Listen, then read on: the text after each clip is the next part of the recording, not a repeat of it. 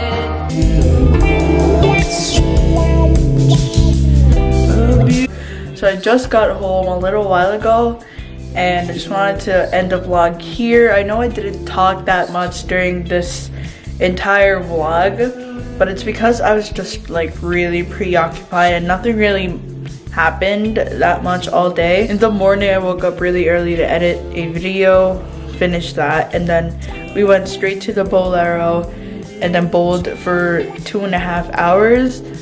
And then we went home for like an hour and a half and then left again to go to the karaoke place. Just spent 2 hours there and then went to Max's, which I didn't vlog, and now I'm home. So yeah, I just wanted to thank you guys for spending the day with me. I hope you guys enjoyed this type of vlog. Thank you guys so much for watching. I hope you guys liked it. If you did, give it a thumbs up. It would mean a lot.